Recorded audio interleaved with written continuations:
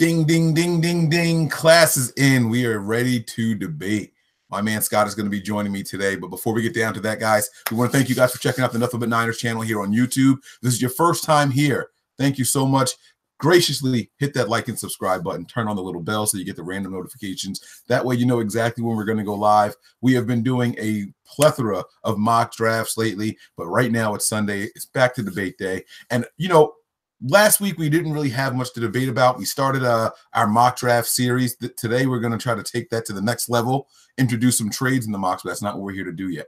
All right. We were running out of things to debate about, and then we just got this beautiful nugget dropped into our laps this week. In our group chat, we started talking about DeMarcus Lawrence and whether or not the 49ers should trade for him. Why or why not? And that's what my man Scott is here to debate with me today. Before we get down to the details and the arguments and all going back and forth, I have to go through the formalities. So again, thank you guys for checking us out here. Make sure you guys hit up the website. It is www.nothingbutniners.com. We have a bunch of articles written by a bunch of great people. You guys will see our social media pages there. Our Twitter and our Snapchat handles are Nothing But 9ERS, spelled all the way out like that. All right. You guys can also make sure you check out, the 9 is a number, Nothing But 9ERS for Nothing But Niners, Twitter and Snapchat. Facebook and Instagram are Nothing But Niners. That is spelled all the way out, 3 words. You can hit us up there, hit the like, give us a thumbs up and all that good stuff over there. I personally am 49ers Mike _F, and Scott has changed his handle. It used to be _SC0TT_. I'm not quite sure what it is now. So my man Scott, I'm going to introduce you here. You guys have seen him before, but he hasn't been on in a while. So it's good to have you back, Scott, man. How you feeling over there? What's going on, baby? Very good. It has been a long time no see. Since that time, Mike's hair's grown back. His beard's grown. He's, lots has changed over there. Not a lot has changed here, except for my Twitter handle. Which is now at Scott_Geelan, the capital S and a capital G on Geelan. Relatively easy to find. And yeah, just hit me up on Twitter, give me a follow, and hopefully I'll provide some interesting little nuggets on there, interesting thoughts on the 49ers, which I hopefully will also provide in this video today. Now, the Niners have been relatively quiet since the last, I don't even know how many days now. They haven't made many transactions at all. I wanted to get your thoughts on the offseason so far. I know that we're going to do a quick debate here, but we always try to recap some of the recent news, and there is no new news to break or discuss before we get into the debate. But we haven't heard from you. I want to know about your thoughts on this offseason so far, the biggest move probably being acquiring D Ford via trade. But what do you think about everything else? Picking up Tevin Coleman has been another big one that people are talking about, and even some people really excited about the acquisition of Jordan Matthews. So give us your rundown on things and just your general thoughts on it all. I'm excited. It's hard not to be, isn't it, when your team adds the guy who was the best pass rusher in the NFL the year before, or at least the most effective, a guy who schematically seems to fit very well at the Leo defensive end position, and then just as a nickel edge rusher. And then Quan Alexander as well coming in. I think the team showed that they have a real understanding of the importance of the linebackers in this scheme and being able to kind of come up against the run, but then quickly drop in coverage, replace Reuben Foster. So bringing Quan Alexander in was also a good move, I think. Interesting to see how he recovers from that ACL tear. I think if you look at his film, he shows a lot of traits that the 49ers want. Not so excited about Jordan Matthews. At the time, I hated the move. I saw a lot of guys on this team who he'd be competing for time with that I didn't think the money that we were spending on him was money well spent. Guys like Trent Taylor, Kendrick Bourne, who kind of we want to see in those kind of slot positions, flexing across, Kendrick Bourne especially flexing between all 3 positions. I wasn't sure about how well Jordan Matthews fit. Watched a little bit of him, and he's interesting.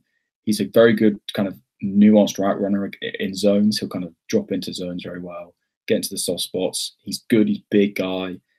Is a threatening in the red zone. He's got good, very, very good hands, which I think is part of it. He can settle into zones, soft zones within zones, and then pull the ball in. Big catch radius, big hands. So it's an interesting move. It's interesting to see how that shakes out. Not overly enthused by it. More overly enthused by Tevin Coleman. I mean, that's Kyle Shanahan's guy, right? That's basically who he loves at the running back position. Didn't think they were going to get him. Basically, Christmas came early for Kyle Shanahan. He got one of the best running backs who he's ever kind of had the privilege of working with. So that's exciting as well. And otherwise, I suppose the offseason just been full of heartbreak with Ja'Kai Polite adding way too much weight, becoming the fat pass rusher, running very slowly. But yeah, that's been the offseason for me, I suppose, is a lot of hope and then heartbreak that Ja'Kai became a fat boy. Very interesting twist there with the Jordan Matthews. I didn't think that you were going to be not so much against it, but it was a really good point though, man, that you made there. I'm looking at the comments that you're speaking and everything, and people are saying the sexy voice is back, man. You have you have some people out there who are looking forward to hearing from you, man. I love it, man. I love it. What we do here, we have a lot of fun, and we like to try to interact with people a lot. So I guess we can go ahead and get down to the nitty gritty. We can start this debate here. Now, we'll start with, first of all, the likelihood of DeMarcus Lawrence leaving Dallas. What do you think? Now, he's under the tag. He hasn't signed it yet. The Cowboys say that they want to give him an extension. This is as of Ian Rappaport, I believe yesterday tweeted this out. It could have been the day before. The Cowboys are interested in giving him an extension, but he needs to get that shoulder surgery done first. And he is saying, I will not get it done until my new contract is in. So it seems that he is worried about longevity. He is worried about being sidelined, maybe, perhaps. I'm not sure what to make of it. That kind of throws a little, it throws a pipe wrench into the gears a little bit. I mean, what do you think about that? They're at a stalemate, basically. He wants the contract, and I'll get my surgery. They're saying we'll give you the contract, but you got to get the surgery first. So do you think the Cowboys are looking for an out? Is there some kind of lingo, or is there some language in the franchise tag, which he hasn't signed yet, we're saying if he's injured and it's not related to, his NFL career or anything like that, do they have an out? Is this similar to what we saw with Jason Pierre-Paul, who was tagged, blew his fingers off in July, and then the Giants took away that tag offer because he didn't sign it yet? Is this something that could possibly happen with DeMarcus Lawrence and the Cowboys? I think it's possible they might revoke the tag, not because of the injury, because I think the understanding is it's a football injury that he's suffering from. All NFL players, from the contracts that I've been able to look at and the kind of the general contract structure that you can find online, they all have kind of a very, very wide-ranging provision that says you are not to engage in activities that could risk you being injured and prevent you from participating in football activities outside of football. So that's why the Jason Pierre-Paul thing came up, because the dude should never have been holding a firework in his hand and blowing his fingers off, because that's, if your body's worth N million to you, his left or his right hand is worth quite a bit of that, maybe 1 or 2 million to you. You shouldn't be holding fireworks and getting your fingers blown off. It's why there's been the discussion this season about basketball, because technically speaking, NFL teams could actually say to a player, we're not going to let you play basketball. Most of the time they do, but if you're Patrick Mahomes and they're going to pay you a lot of money in a few years' time, they're probably within their rights to say, we don't want you playing basketball because of the language that's in the contract. I think they could revoke it just because they're very hard against the cap this year, and they just brought Robert Quinn in. I think they've got about 17 million left, which, from what we were discussing beforehand, which I'm sure we're going to get into, is not the kind of money that D-Law's looking for. He's looking for more than that. However, next season, 2020, they've got more cap space than anyone else in the NFL. They just need to get through this year. And then they can hopefully sign them on for long term. Don't have to worry about the money. The financial implications are only an issue for them this season.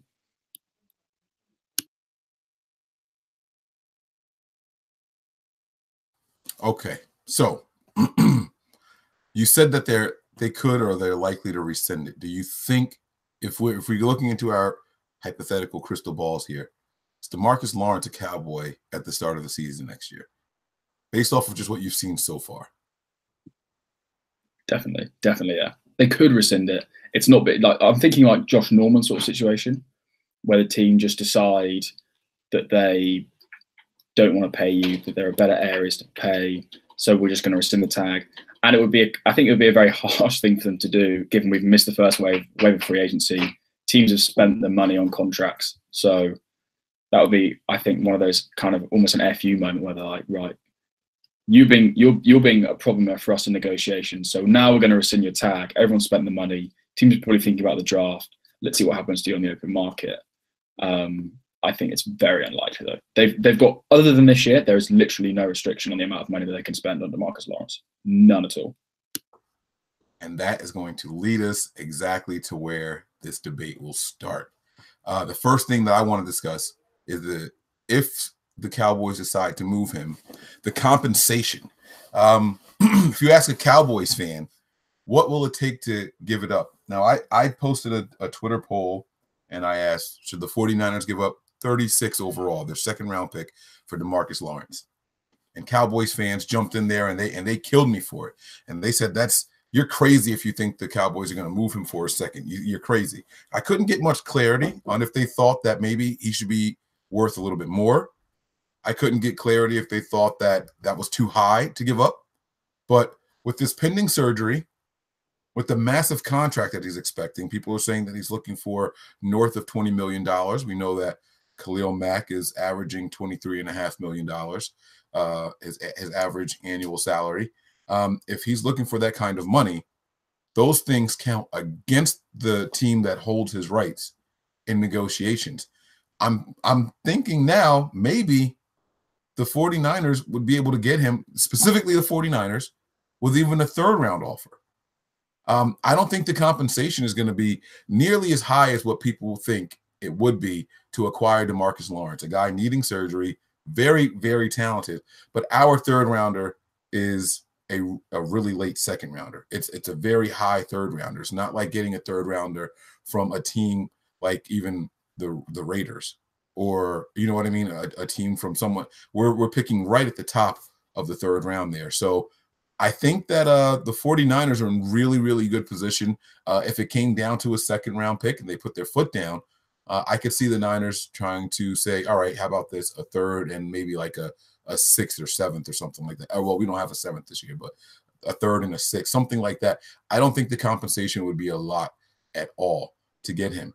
And so that is one of the reasons I am completely for and in favor of getting DeMarcus Lawrence here with the 49ers. It's not going to cost a ton to get him here as far as what we would have to give up to acquire him. Okay, so on the cost, the problem with the cost is that it's the NFL trade market itself. I don't think the teams are really very sort of au fait with how much picks are worth in terms of, and how that translates to player compensation. You look at what the 49ers got default for second round pick in 2020, and you think, okay, so maybe it's what, top level pass rushers in a very similar situation, right? It's on a franchise tag that you don't want your team, you don't want to have on your team. Other teams know they're going to have to pay them a lot of money, and they're like, okay, so that counts against us, so maybe a second round pick. Then you look at what Khalil Mack went for, and that's 2 first round picks, a third round pick in 2020, a 6th round pick this year. That's an enormous amount in comparison to what the 49ers got default for. And you also look at the wide receiver market, what the Browns paid for Odell Beckham. What was it, a first round pick? I think a player and maybe another mid round pick that they spent on Odell Beckham Jr. compared to what the Raiders spent on Antonio Brown or Martavis Bryant. And so I think what we're seeing is that the trade market is very, very, very unpredictable. And it basically is going to depend on how many other teams get involved to kind of create a bidding war, which could make it very difficult. I think if you're your starting offer, I think what Mike was saying, kind of the ballpark starting offer, I don't actually think is that unreasonable. Maybe a second or third round pick, and then something later on, kind of bit more than what they paid for D4, but nowhere near Khalil Mack. The only issue is that you can see why there are reasons that D4 had a significantly smaller market than DeMarcus Lawrence, because he did it for 1 year basically, where he actually played really well. He got the numbers in 2016, but wasn't as effective a player and wasn't winning as cleanly as he was in 2018. So I would say you're saying a minimum of D Ford, and then nowhere near Khalil Mack level, but you're looking, I would say, potentially maybe having to go as high as maybe a 2020 first, which again, that's not compensation that I would balk at for one of the top edge rushers in the NFL, given where the 49ers plan on being in 2021, when you've got probably 2 of the premier edge rushers in the NFL, is not an early first round pick. If you're trading an early first round pick for one of the best pass rushers in the a late first round pick for one of the best pass rushers in the NFL, the chance of acquiring that kind of player at that position in the draft, even in 2021, is relatively low. So that's not compensation that I personally would balk at for DeMarcus Lawrence. So I want to counter that really quick. Even introducing a first round pick, a future one is very different than this year. So I'm not mad at that at all. You don't think that the shoulder surgery is going to count against him? So you compare him to D Ford, right? Because that was it's a really good thing to look at here. Both of these guys are at the top of the league as far as edge rushers in the NFL. Both of them under this franchise tag, and both of them would require significant contracts if acquired by the team. The difference is now you have DeMarcus Lawrence being better than D Ford, not even just because of the productivity overall, but also because he's a better overall player than D Ford. He plays the run significantly better than Ford does, and he would never really have to come off the field unless you're just trying to come up with some kind of exotic package or something. But I don't know why you would take him off the field. But the negative is shoulder surgery, which is really hard for me to say straight through. Shoulder surgery. So I kind of feel like we're teetering, even though he's a better player than Ford, that surgery brings him back down, and you have no idea what you're going to get. You're literally having to give him this contract blindly. And we're going to get to contract talks later, but I'm imagining just on the standpoint of compensation to acquire him, does this surgery and his circumstances count against him? And then the other thing is this: even with this franchise tag versus franchise tag, this is his second tag, so he's getting over $20 million right now. Just boom, as soon as you sign him, your salary cap just drops $20 million if you don't get this other contract done. Where Ford wasn't quite that high. I think Ford was around 15 or 16 million with his contract number with the tag. So just your thoughts on that also. Does that diminish what you could give up for him? I don't think so necessarily. I think it's a torn labrum that he's suffering from, which is fairly common NFL injury. Guys are coming back from that all the time. I think Armstead actually, Fulldown is familiar with Armstead having to have that surgery, and he came back and played and was fine the following year. NFL player shoulders go through so much, I think, every season, that these sort of injuries are kind of part and parcel of it. So I don't think that's necessarily the issue. I think I'm not really sure why it's become such a problem for the Dallas Cowboys. He's clearly using it for leverage to try and get them to give him his money now. Otherwise, he's just going to basically, I assume, miss various parts of the offseason program and then not be able to have money taken away from him. Because if he waits and gets the surgery, he is, inverted comma, rehabbing rather than just sitting out of practice, which I think this is like, rather than a holdout situation where they start taking your money off you. By being quote unquote injured, then he can hold out and be rehabbing on his own and not be at the facility and not be losing checks. Without kind of looking at it in detail, I'm not really sure, but that's kind of how I'm seeing this. I'm not sure otherwise how it massively affects his actual value to the organization. It's more just, give me my money or I'm going to basically hold out, and I'm going to have a perfect reason for it because I'm going to have an injured shoulder, so I can't play football, but I've not wanted to get the surgery on it yet, so just do that basically. So value-wise, I don't think it's a big issue. We've also got to remember that D Ford had a back issue, not last season, the year before, and I think back issues just generally are sort of things that you might get a bit more concerned about than shoulder issues. I mean, we heard about Rob Gronkowski. He basically retired partly because of that bulging disc. I think that was also what D Ford had, was the bulging disc. And obviously that's something that hasn't affected him this year, but it's a concern. So again, that's kind of the value side of things. The contract's probably more interesting in that he's got 20 million this year. So Dallas, it basically means Dallas have got to do something with their cap to be able to get him underneath their salary cap to pay him that contract, or cut someone or move money around. But we know that NFL teams can easily move money around. Although we will talk about that. We will be talking about how easily it is to move money around later. They can do that if they're that way inclined. So what the 20 million does essentially is that's a starting point for negotiations, right? You're making 20 million this year as your minimum. So the Dallas Cowboys know they're going to be paying him more per year than what Trey Flowers just got from the Lions.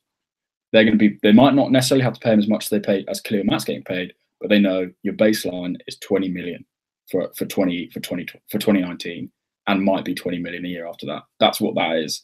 So that's a difficulty potentially. But other than that, I don't think the shoulder's a problem, and I don't think the value is a massive issue. And that's the issue that we're going to talk about now, is the compensation, I guess, because this is going to be something that I think could count against my argument of acquiring DeMarcus Lawrence. There's this perception that you're tagged and the tag number is your base salary automatically. And I don't think that's it.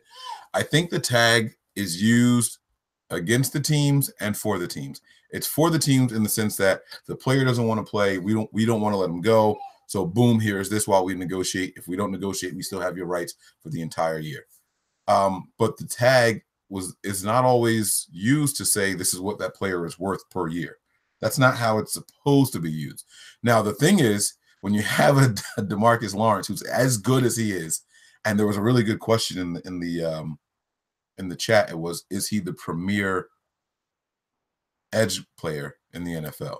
So I'll let you answer that also, because you have the information pulled up there. We can go based off of what we see. Also, he's really good, but I don't know if he's the number one guy. I don't know if I would put him over Khalil Mack necessarily, but we'll get to that also. But it's the 20 million is a negotiation point, and he deserves to be one of, if not the highest, because with I always refer back to the year that all those wide receivers got their money.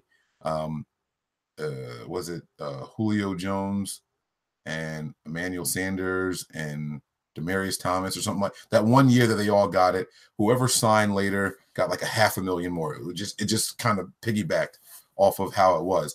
Are we looking at a $24 million edge rusher coming to the 49ers, or even if he's not with the 49ers? Is that what his contract is going to demand? Is DeMarcus Lawrence going to pull an average of $24 million a year? I think he could get into that ballpark. I mean, I think especially when you take into account age and sort of the age of some of the top guys and the injury history, guys like JJ Watt is obviously getting up there in age. Von Miller's getting up there in age. Cameron Jordan's getting up there in age. In terms of young guys who can be the face of your franchise for, 6, 7, maybe even 8 years, that's probably what DeMarcus Lawrence is. I mean, he's 27. I think his grade overall last year was 7th in the NFL, but ahead of him you got guys like Calais Campbell, Watt, Flowers, Mack, Miller, Jordan, and then Lawrence. So when you look at age, that you're already saying, okay, so he's up there in age. So they're up there in age compared to him. He's very, very young. So in terms of guys, I think if you were having to choose a pass rusher to build your team around for the next 5 years, he'd probably be the second guy you choose. And that's after Khalil Mack. That's basically it. It's Khalil Mack and then probably DeMarcus Lawrence, the second guy out of all the pass rushers in the NFL. If you're building your team around one guy in 5 years, I can see Mike having a little smile. He's like, yeah, that would be, it would probably be DeMarcus Lawrence. Because the other guys are a little bit older. And I think, as good as Trey Flowers is, DeMarcus Lawrence is that more explosive kind of edge player overall. So, and he's incredibly well-rounded. As Mike said earlier, he doesn't have to come off the field. I think he was second last year in the NFL in run stop percentage, which is obviously sensational. Twice as good. I think his numbers are twice as good as Khalil Mack, although part of that might be that teams weren't actually running at Mack, or if they were, they were putting 2 or 3 guys on him just to take him out, which you can see. You can see that on the film. And then his pass rush productivity was 9th. So, I mean, that shows you just how well-rounded he is. I think one of the only other players that was in the top 10 was Trey Flowers for each different set of statistics. It was basically him and Trey Flowers were, I think, the only 2 in the top 10, and that's including Khalil Mack was not in the top 10 for run stop percentage, and nor was Von Miller. So that's kind of shows you just how good this guy is.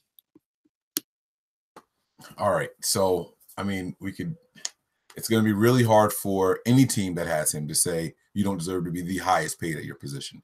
And then plus the inflation of the salary cap every year. You know, the salary cap went up almost $14 million this year. And luckily, the Bears were able to sign Mac before that happened, because that changes the percentage. A lot of these teams are now negotiating not so much off of a dollar amount, but the percentage of what your player counts against the cap. So I guess what we're heading towards is, should the 49ers be investing this much money in two guys off the edge? Okay. Now, my answer is going to be yes. Obviously, I am the pro Lawrence guy here. I want DeMarcus Lawrence here.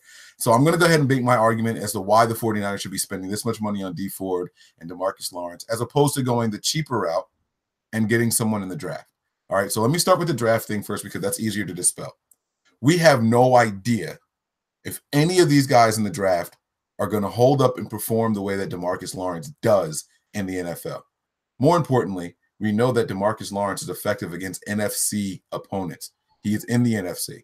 All right. You get a guy like D Ford who plays 2 or 3 NFC teams a year on average, as opposed to DeMarcus Lawrence, who is playing 12 a year on average. Okay. You know that he holds up against the competition that he is going to be going up against. All right. This is why you see teams often trade players outside of the conference. All right. They don't want to see them within their same ranks and making a difference in their same ranks. That's why you see Odell Beckham go from the Giants to Cleveland instead of somewhere else. You know, those are the reasons that happens. But back to the draft thing, we can project, and you know, you have guys, and this is not to trash Bosa at all, but you have guys who will tell you that, you know, Bosa's productivity, although it was impressive, the 3 games, the 4 sacks that he had, and the 17 tackles for loss in total, or whatever it was, those came against not the top teams in his college program that he's in there. He did, what was it, Rutgers, and like, you know, a smaller college or something. Like it wasn't top of the line competition. It wasn't NFL caliber players that he was doing that against this past season. Bosa is looking at 17 career sacks in college, where you have a guy like Lawrence, who, you know, down in, down out, against the run, against the pass, is going to bring it and give it. All right. So I want to dispel the whole, okay, you can get someone cheaper in the draft. Everybody in the draft is a projection. Everybody. This is a known entity. And the value on that, you have to go with what you know versus what you hope. That's my take there. The next thing is this. Why should the 49ers in particular put so much money into this position? This position has been a need for this team since Alden Smith left, since Justin Smith and Alden Smith stopped working together so well.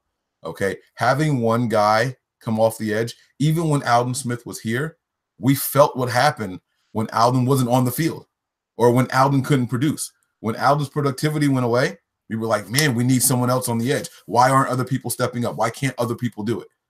There's no need for a team to think we have we have Ford. That's enough. It's not enough. It's never enough. If you talk to any NFL GM, they'll tell you that you can never have enough edge rushers. Never. Okay? Now, people are going to talk about, we have to pay Buckner, and look at what we're paying Jimmy Garoppolo, and look at what we just gave D Ford. That is all true. That is all fine. But the NFL salary cap tables are already done. The 49ers are at $36 million still in cap space, and that includes the money set aside for the rookie class already. All right. And there's ways to manipulate the contracts and all that stuff. We don't have to extend DeForest Buckner this year. We don't have to extend DeForest Buckner next year. And then the year after that, we can even tag him. DeForest Buckner is not a must extend now or next season type of guy. You don't have to do it. So let's put that out of our minds right now. What you want to do is build a beast up front. And if you have the option of getting the best edge rusher from last year and D Ford, and the best all-around edge player in the NFL from last year in DeMarcus Lawrence, and you could put Buckner there, who got so many double teams and still managed to produce over 12 sacks this season. All right? You have that potential to put that together. You cannot say no to that. I don't care about the $23 million. The reason the 49ers have all this cap space is partially because, yeah, Parag is a very, very good contract negotiator, and he gives out smart contracts. But the biggest reason that a lot of 49er fans don't want to admit that we just don't have the talent here. Okay, we're not extending guys. We're going draft after draft after draft, and there's no one to give the big bucks to. We gave it to Jimmy Garoppolo on a hope that we have something here. We gave it to Richard Sherman on a hope that he can recover from his injury. We gave it to Jason Verrett on a hope that he can be healthy. You look at anybody on this team, the 49ers don't have a guy that you say he is the guy. They don't exist here.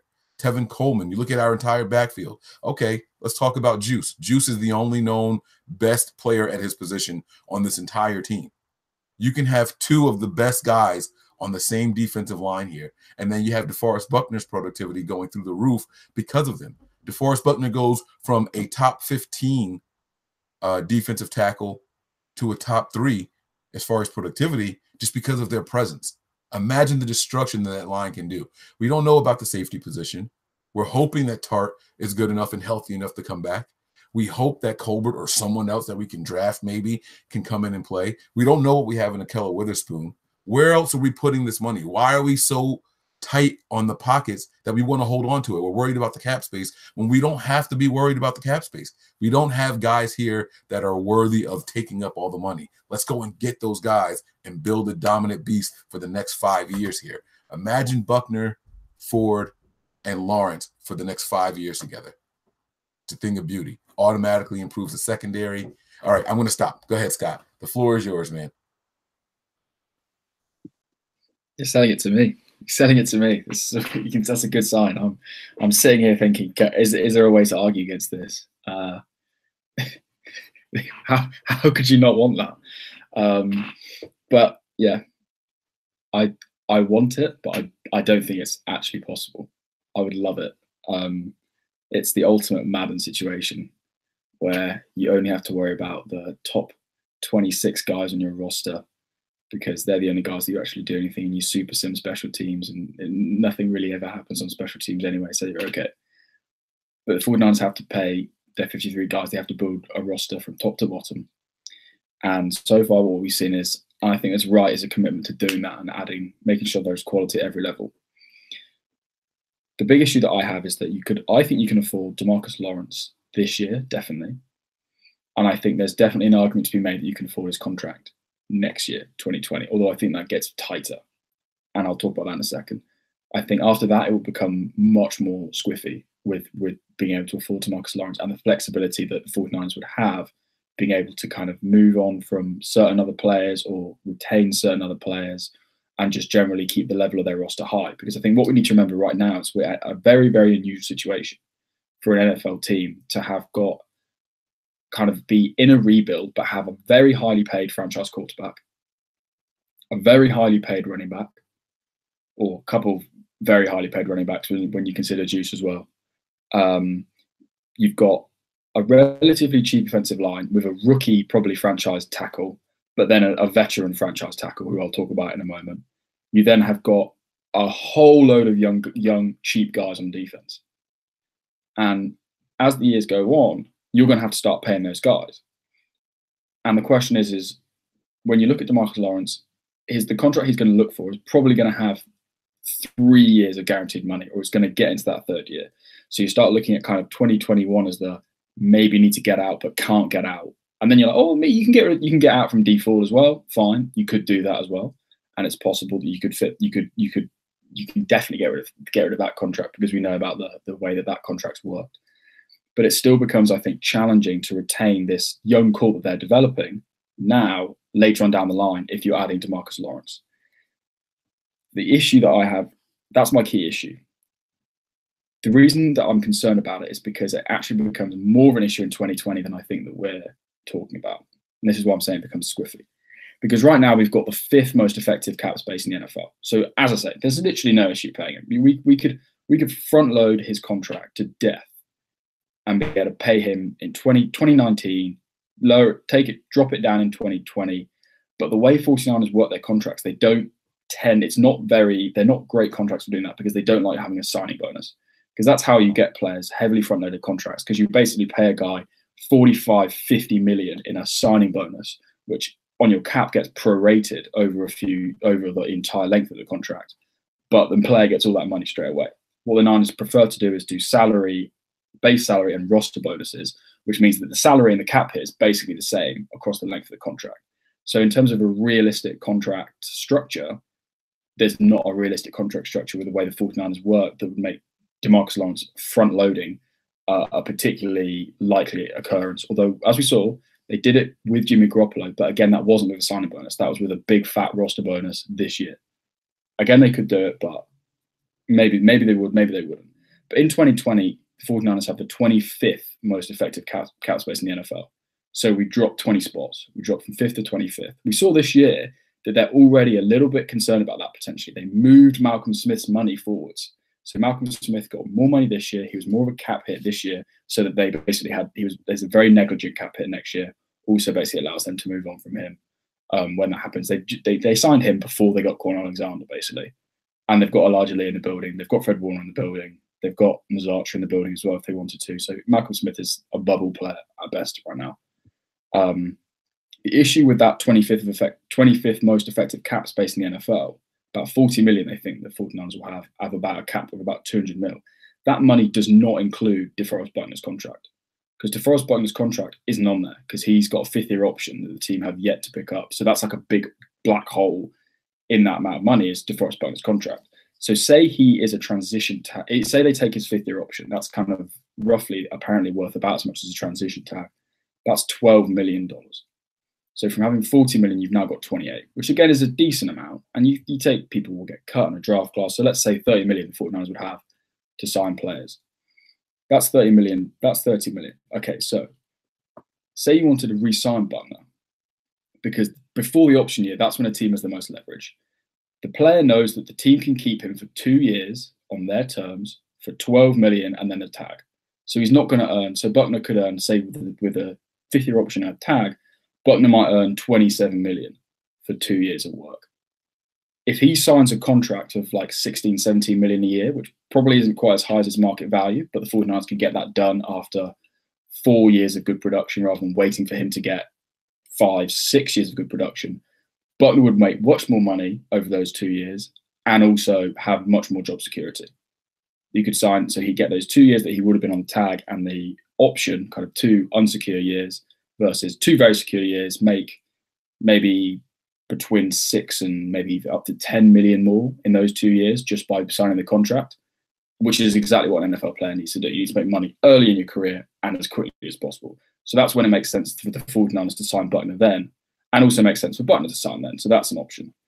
The other person that 20, 30 million approximately doesn't include is Joe Staley, because his contract expires this year. Say the 49ers are back to being a contender, they get to the playoffs, they don't do it this year. Joe Staley goes, I'm going to come back for one last shot. This is it. I'm going to come back. The young guys are looking good. The QB's healthy. I'm feeling healthy. Let's come back. That's another 10, 12 million. So now you're like, all right, so the 49ers have got 20 mil, 18, 20 million on the cap. Suddenly you're like, oh, now they can't afford DeMarcus Lawrence because he wants 22 mil, 23 mil, maybe gets 20 mil. So suddenly DeMarcus Lawrence isn't looking that affordable even next year. You then look, okay, Jason Verrett, say he plays really well this year. Are the 49ers going to let him go out the door? Are the 49ers going to have had a great cornerback, possibly the future of their cornerback room in the building, and let him walk out the door? Maybe they don't let him walk out the door and they move on from Richard Sherman. Maybe they say, right, Ahkello Witherspoon, Richard Sherman's done his job. He's done 2 years. Jason Verrett's going to be number 1 and Ahkello Witherspoon's going to be number 2. Or maybe the 49ers go, we can keep all 3. And you would be able to do that potentially if you didn't have DeMarcus Lawrence. You'd be able to keep Jason Verrett. Big cornerback money, if he plays really well, he could be up for between like 11 and 14 mil. I doubt he gets the highest paid cornerback money in the league, but because of inflation, you never know. He might become the highest paid cornerback. That would be 15 million. So again, that's another, you're like, oh, definitely can't afford DeMarcus Lawrence. You're then looking at George Kittle. So he's going to have played 3 years, probably, 2 of which where he's conceivably in discussions as one of the best tight ends in the league, touch wood, if he plays next year like he did this year.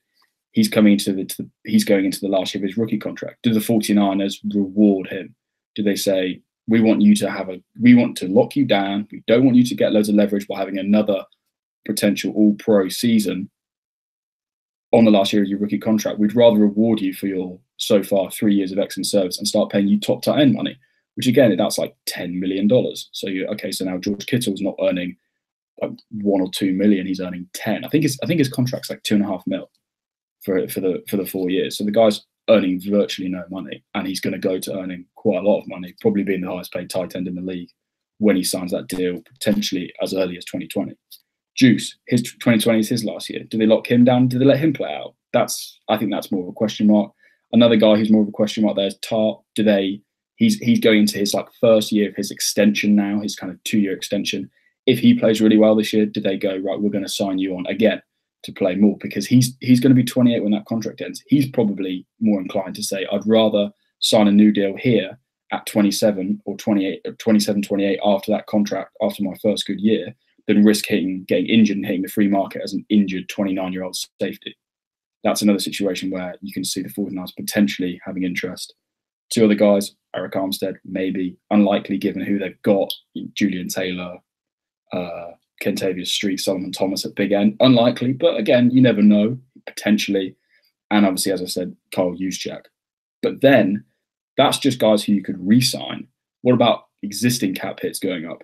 Jimmy Garoppolo's cap hit goes up to $7 million from this year to next year. Dee Ford's cap hit goes up $2 million.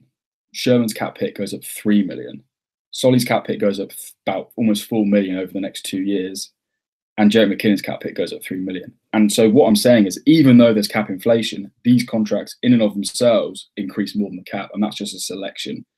When you take into account guys you're looking to re-sign, 2020 is not necessarily going to be an easy year to get DeMarcus Lawrence in. And then projecting further forwards, it will become even more difficult, in my opinion. Your very last point about the increase in cap numbers for the Garoppolos and Fords and those guys, those numbers are already included in the cap breakdowns, though. So that those numbers are already in there. So I got to take that one away from everything else you said. Was a really good point. What I want to talk about, though, my one counter to everything you said, because there's a lot of good players that are, the Joe Staley returning and things like that. And that's all very, very likely, especially if you were to get a DeMarcus Lawrence, because the team is going to be vastly improved. You're likely to end up paying Sherman his incentives, because with the 49ers are winning and they're doing well, for example, his Pro Bowl bonus is what, like $2 million or something like that. The Niners are playing well and they're playoff bound. Odds are Richard Sherman is going to be back in the Pro Bowl. Even if he's not doing that well, he's got a recognized name on a team that's doing well. So he'll likely get that in the bonus and all that stuff. But what I wanted to say was, when you have guys like Ford, Lawrence, and Buckner, those three guys on your defensive line, you can afford to move on from certain guys. You can afford to move on this year from an Eric Armstead. You can afford to move on. They're not going to do it, but you can afford to move on from Solomon Thomas even. I know they wouldn't do that, but you can afford to move on from those kind of guys there. And you get some savings there, because if I'm not mistaken, Armstead's, I can't remember what his contract number is, but that's he has to be on the roster unless he's injured. If he gets injured between now and on the roster, then he gets paid. But if there's no injury, he has to be active and make the 53-man roster in order for his money to be guaranteed in this year for him. So you can, if you get a guy like Lawrence, you free up more money on the immediate side of it, and then you can work in your extensions and all that stuff afterwards. So that's my counter to everything you said. You had very, very solid points, especially the one about Verrett, because I think that the secondary takes a huge step forward. If you have those kind of monsters on your defensive line, it's going to be really hard for quarterbacks to be comfortable back there in the pocket, or what we're going to call a pocket. They'll be collapsing it and tearing it up the entire time. So I just think that those are kind of things that you have to also think about.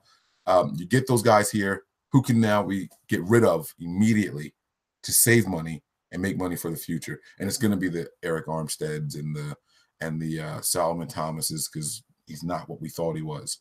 It's going to be guys. Malcolm Smith can go also. I thought that once he restructured, they were going to cut him immediately. They didn't do it, but I still wouldn't be surprised to see Malcolm Smith let go of. I won't even talk about Jerick McKinnon or anything like that, because I'm actually excited to see what he can do in this offense. But there's other options out there. There's definitely other options out there. Jerick McKinnon, maybe even letting go of Juice to bring in a different type of fullback, someone that's not going to cost as much. You can draft another fullback that can probably give you similar production if he's a ball catching fullback. You know what I mean? So there's different ways to manipulate it, but I did want to talk about that one thing about the cap numbers at the end there. Yeah, I think the juice thing is probably the most interesting. Wasn't there one of the rookies this year, one of the draft guys just ran at a ridiculous time in the 40. I think it ended up in the group chat as well. Someone just posted it in there. I was like, I think we found our juice replacement, guys. And, you know, it's those sort of situations. He's got a very unique skill set, but I suppose not one that's potentially not present in the college game. You can go and get and coach. The issue with Juice, obviously, is that he's also so good as a run blocker. And his presence gives Shani such a kind of schematic variety that's not the same as Sean McVay, for example, although they've got the same idea. Sean McVay wants to look everything look the same out of 11 personnel. Kyle Shanahan wants everything to look the same out of 21 personnel. And I don't think the way New England just beat the Rams up in the Super Bowl, that wouldn't happen against Kyle Shanahan. And when we saw it, it didn't happen against Kyle Shanahan when the Falcons played the Patriots in the Super Bowl, because the offensive scheme with that fullback is so multifaceted. Basically, you can beat them up inside, or you can spread them out and go in much the same way as the New England Patriots do. So the juice thing is going to be, I think, going to be very interesting to follow whether they end up with him. The other thing that I suppose I should talk about is the Bosa DeMarcus Lawrence question, because that's obviously the big thing. If you were to pick DeMarcus Lawrence up, you'd presumably not bother with Nick Bosa. You'd probably get Quinnen Williams, which would then make a few other guys on the inside a little bit more vulnerable, if not completely pointless. Which, you know, Quinnen Williams, I think it would be a fantastic pickup. But it's the thing with obviously with draft prospects, as Mike said, is that you can project to an extent, but you can't predict. Whereas when you get a guy in the NFL and you see him play in the NFL, you have a much clearer idea of who he is. And I'm a big proponent of the trade market. I mean, it's one of my. I'm a big believer that it's a massive market inefficiency. That, especially kind of in the later rounds, the things that you can trade for like a starting running back or a starting safety or a starting linebacker in the NFL, compared to what you're getting for those picks in the draft, is an absolute farce. And the NFL is completely behind on that. I mean, you could probably trade for like a 5th or 6th round pick for a starting linebacker. You're not getting those guys in the NFL, but in this draft, you're not getting those guys below the 1st round. Like, it's ridiculous. But in this instance, Nick Bosa is one of the safest edge rushing picks there is. I mean, he's got injuries, and it'll be funny. We'll pick him. I said this. You've got the receipts. It's on YouTube, and he will be terrible. But let's hope that doesn't happen. He probably is one of the safest guys ever. He's so polished. You're not having to teach him anything technically. You're not having to bulk him up. He's not undersized. You know, all the question marks that you have on basically every other edge prospect in this draft, like Josh Allen, is a bit unpolished and isn't going to hold up against the run, and he needs to drop into coverage some, so there's a bit more predictability. Brian Burns, is he big enough to hold up consistently? Does he have to go off the field, despite the fact what he kind of weighed out and stuff? Is he going to do that? Obviously, we know Ja'Kai Polite. What? I think the question is just like, what? No one has a clue what's going on there. Cleveland Farrell, not that athletic. Montez Sweat, if he's this athletic, why wasn't he beating up in college? Not like, why the hell not? Like, he's a monster. Where's the production? And obviously the question's there with Bosa, where's the production? But Montez Sweat wasn't being double teamed as regularly as Bosa. Montez Sweat, you know, why? Again, why not? So Nick Bosa is probably the safest. And for that reason, you're like, well, is it worth right now us potentially hamstringing ourselves from bringing back the likes of Jason Barrett, Joe Staley, staying on good terms with someone like DeForest Buckner, making sure we make Kittle happy, making sure he's not kind of playing 4 years on his rookie contract, make sure we reward him for what he's done, kind of build that team spirit of showing we reward our own. Because that's great. If you're in the building, you know, if you play well as a 49er, you will be rewarded. Is it worth risking that and that general sense for bringing another highly paid edge rusher in from outside? Had we not brought Dee Ford in, I think this would be like the biggest no-brainer discussion going. I would genuinely have been surprised when the DeMarcus Lawrence stuff originally happened if John Lynch hadn't called the Cowboys. When we first heard that he was going to go on the tag and there were these issues, I will be shocked if John Lynch didn't give. I mean, no, he called the Patriots and asked about Tom Brady. I mean, the guy's as cheeky as they come. He'll make the call. He'll just find out. Oh, you interested in trading DeMarcus Lawrence? Probably got told by Stephen Jones or Jerry Jones from like a helicopter somewhere. No, that's not going to happen. Sorry, go away. See you at the owners' meeting, and maybe we'll talk about it then. But I can see them probably making the call. It was probably on the cards. Maybe if D Ford hadn't happened, I think I would literally be banging this table, shouting at John Lynch, demanding his head for not having tried it already. I would have joined the John Lynch out movement just for that. But I think now, given what we have, given the Bosa points, the fact that he is so solid, and actually also Quinnen Williams as well, to be honest. Quinnen Williams is such a solid prospect. I'd rather have one of those two in the building and be able to bring back the guys who we've spoken about than DeMarcus Lawrence, basically, is my angle. Shouldn't we be preparing for the long haul? Like, I mean, listen, I'm going to make a lot of enemies when I say this. I love Joe Staley. Don't get me wrong. He is absolutely one of my favorite players here. 49ers Hive tweeted, give us your favorite run, give us your favorite reception, give us your favorite sack. And my favorite reception's honorable mention was the Joe Staley catch from this past season for a 5-yard loss. The excitement and energy that he jumped up with was just phenomenal. You know what I mean? You think about him running in front of Alex Smith on that Saints play, the bootleg. It was just Joe Staley is what the 49ers are. But in reality, you have to step back and look at reality. Shanahan and Lynch's first season, Joe Staley has gone on record saying, when we started out 0-6, I was like, all right, maybe it's time to hang it up. He thought about retiring right then and there. He was checking out. I understand that I respect him wanting to stay. I respect him for changing his mind and saying, we have to, I want to come back. I saw what Jimmy did at the end of the season. Let's give it one more year. And then if we have a good year this year, like you said, that'll likely be his words again. But we, as a team, have to start preparing to move on. We can't just let him keep handcuffing us and saying, all right, well, here, we'll dole out another $14 million for a top tackle in the NFL. I mean, that's why McGlinchey was brought in. He was brought in to be Staley's eventual replacement. I don't know if they're going to move him to the left side or not. If Staley decides to leave, maybe they'll just go out and draft another left tackle. But whatever the case is, he was brought in to be a replacement for him.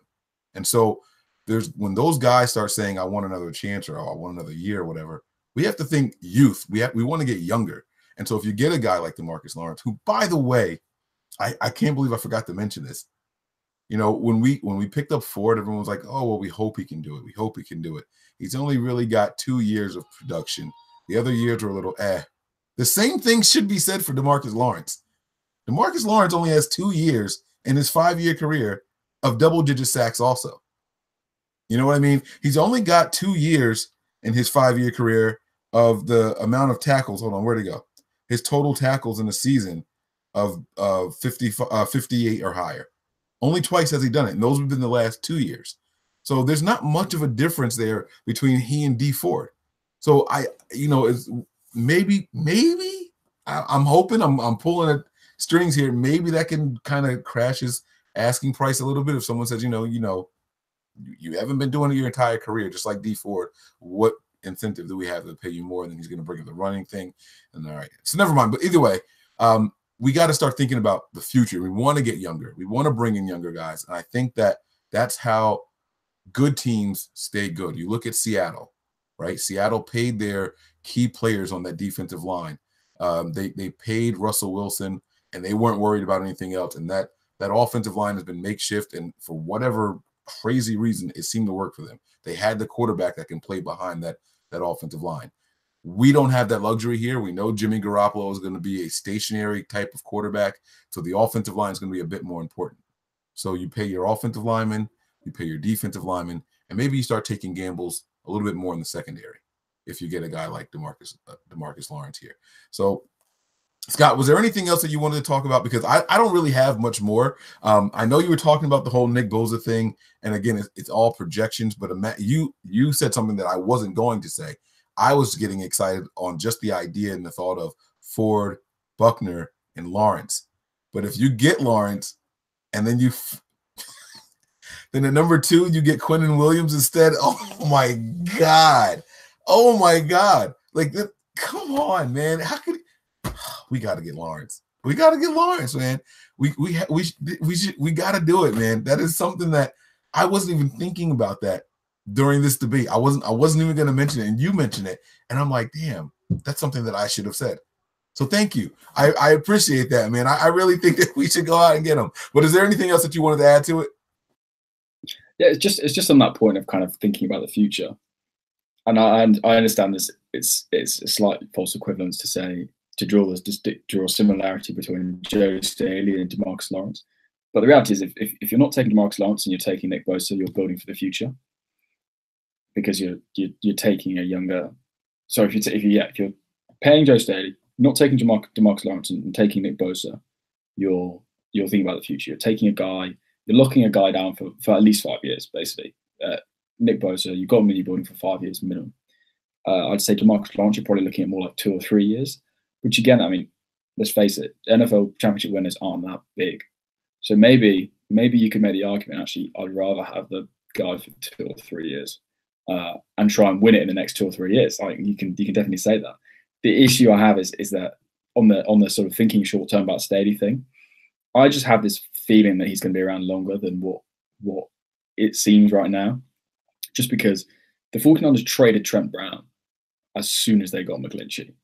Like, they had 3 tackles in the building that were all high-level tackles, and they traded one of them away. And obviously, what that basically was, they got compensation then, but they if they'd have played Trent Brown, they would have got more compensation for him next year because of the compensation pick, and the Patriots kind of got on that. So just the fact they traded Trent Brown tells me that them favouring keeping Staley and bringing Bosa wouldn't necessarily be short-term thinking. I'm thinking we might have Staley as long as we'd have had DeMarcus Lawrence, the way the contracts might shake out, and the way he's been playing. You could have Staley for another 2-3 years, which would be as long as I think you probably get DeMarcus Lawrence for, at least on kind of a more of a guaranteed basis, before potentially he dropped off, or there were injuries, or he wanted to hit the mark again, or anything like that. So I don't necessarily think it would be thinking too short term, but I can see that point completely, and I can also see the argument for let's get DeMarcus Lawrence right now, and just we'll do some financial gymnastics to get everyone under the cap. We'll move money forward, move money back, blah blah blah, and we're going to try and win in the next 2 or 3 years. Which that's what Kyle Shanahan and John Lynch's contracts are for, basically. The next 2 or 3 years, they need that win. So I can see both sides, but personally, I think Bosa, retain guys like Staley, Buckner, Barrett, Kittle, and you'll still be able to capture that window, as well as being able to kind of do a Seattle Seahawks-esque, rather than ever having to go through that rebuild, just constantly doing what Trent Baalke thought we were trying to do a few years ago, which was a reboot, which has been proven wrong. I think the Seahawks have shown the right way to do that. As you said, that is moving on from older guys if they're past it, and I think that might come to fruition with some of our players, but we're very, very young, and I think get the rookie and keep the guys, and I think we'll be all right. You have one more thing that you brought to me: Kyle Shanahan and John Lynch's contracts. This team, would you agree, are in win now mode? They have to be, right? This is their halfway point of their contracts here, and if the trend continues at this rate, you pass on Lawrence, you take Bosa, and it turns out he's only a 6 sack a year guy. He doesn't really demand the double teams. He can't hold up against NFL quality tackles. You kind of miss you let your window. You should have just done this. What do you think John Lynch and Kyle Shanahan are thinking about their job security? And I know if they do an interview, they're going to say, I'm not worried about it. I signed a 6-year contract. I'm going to assume I'm here for at least 3 more seasons. Do you think that they feel like it is win now? Now, before you answer that, keep in mind the players that you've seen John Lynch pursuing specifically this year. Khalil Mack. That tells me win now. Odell Beckham Jr. That tells me win now. These are guys that, and then D Ford. that tells me win now. You can't like these guys. I think they're thinking that way. What are your thoughts on that? My take on that is that not so much win now. They're like improve by any means. That's what I think it is. I think they know they have to improve. They can't. They've got to be above 500. I think even if they're 500 this year, I would say John Lynch is in trouble. Whether that's John Lynch is fired and Adam Peters is elevated and they go a different way, or whether they get someone else in, which I think would be a shame, given it would seem like you need organizational stability to be successful. I think in anything, you need someone who's going to be around and then stick it out a little bit.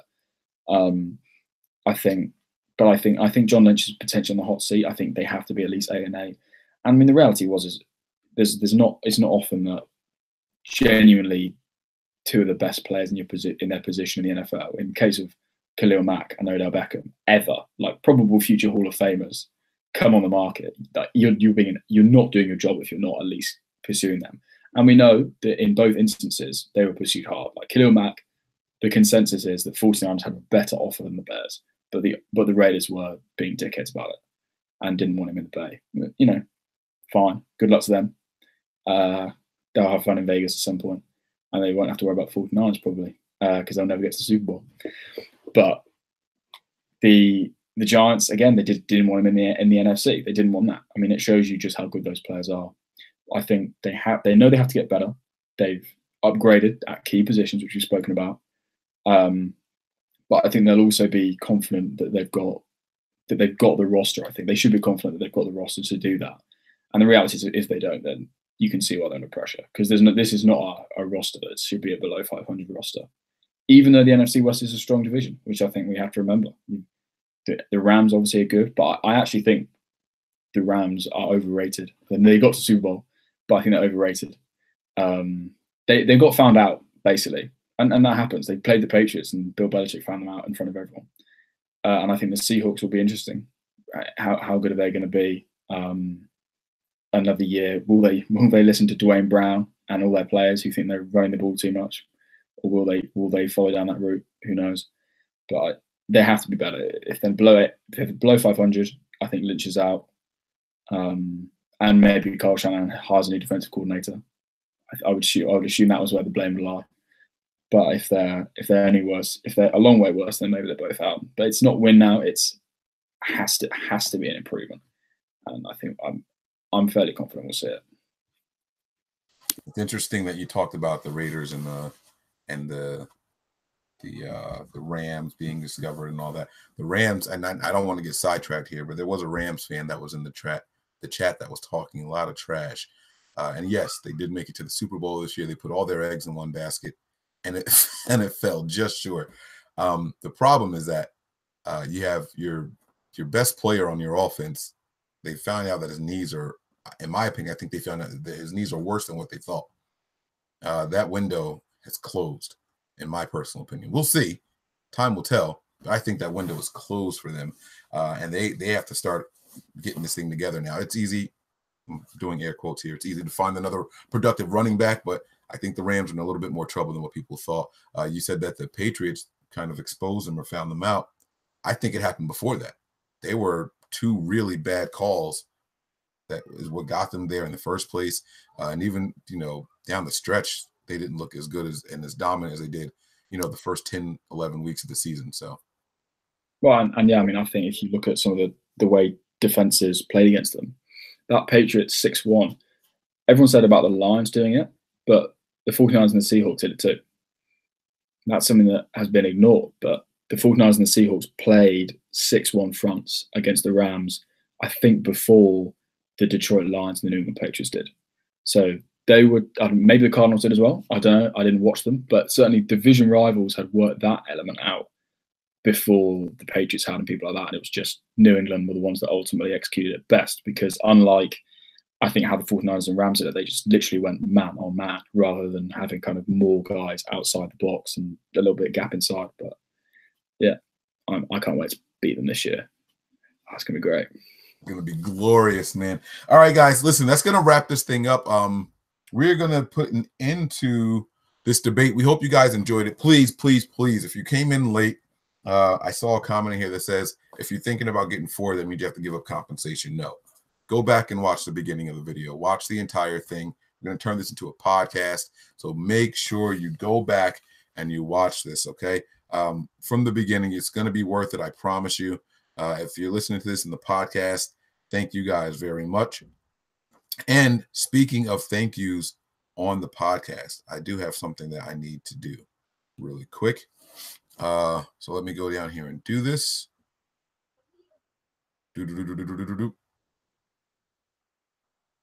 All right. So a couple of people actually read the podcast descriptions. So I want to give them a big special shout out here to our, I'm going to call you guys our supporters of the month. Bradley Wilson. I want to say thank you, man, for the words of encouragement. I like that you should support us on YouTube as well as a podcast. I know you're over there in Australia. You don't get to watch the games live all the time. We have something in store for people like you later on in the year. I can't say too much. I don't want to get in any trouble. And that's the thing, is trying to find loopholes for people who can't watch the games live. But we're going to try to do something for people like you. Bradley Wilson, thank you guys very, very much. Robert Swiger. I'm going to say Swiger. I want to thank you also, man. Thanks for the input. I really appreciate everything that you guys do, taking the time out to say what's up to us and everything like that. We will work on getting more podcasts out to you guys. I promise. That is something that we are working on. It's just, we want to separate the podcast content from the YouTube content, but we are working on that. I promise you. Okay. David Patrick, my man. I appreciate the love and support. Keep it up. Jordan Rice, man. That's my guy. I like your signature there also. 2 Corinthians 5:21. I love it, man. Thank you for the support. We got one here that just says Michael. All right. We really appreciate it. I don't want to butcher your last name, but Michael W., you know who you are. Thanks for the continued support. Victor V., my man, what's going on? Thank you for the support and the continued support. We really, really appreciate it. And last, but certainly not least, the guy who hits me up and says, Mike, if you ever do a podcast and it doesn't have the Kevin Harlan call at the end of it, I will fly to the United States and fight you myself. My man, Nick Cork, happy belated birthday, my man. I hope you enjoy the video. Hope you enjoy the podcast. That's all I got for you. Scott, man, before we close this thing all the way out, any final words? And also, are you interested in doing the final mock draft in the 1-point series? If you want to do that, we can do another video, but the floor is yours, buddy. Yeah, I'll do another. I'll do a mock draft. I don't know too much about the draft at the moment. I haven't really watched many players. Probably that ship has probably sailed for me. But I'm happy to do a mock draft. That'd be cool to do. Maybe just like a 3 or 4 rounder. We could talk about each pick a little longer. Talk about kind of the 49, what the 49ers have at each spot, and then yeah, I'll be down. Other than that, nothing to say. I hope you enjoyed it, and I hope people don't start calling for Lynch out because he hasn't got DeMarcus Lawrence, but worth a try. All right, guys, make sure you give Scott a follow on Twitter. His handle is at Scott, SCOTT_Geelan, G. Is it Geelan or Geelan? Either way, it's GEELAN. All right, make sure you guys give him a follow. Scott_Geelan, GEELAN. You guys can give me a follow. I am 49ers Mike_NF. You can give the page a follow. It is nothing but 9ERS. Hit us up on Facebook and Twitter, Instagram, Snapchat, all those things. We are there. Find us on the podcast front. Anywhere you listen to your podcast, we are there. And give us a 5-star review, all right? We appreciate the love and support. Prepare for glory. Anticipate pain, but always remain faithful. We're out of here.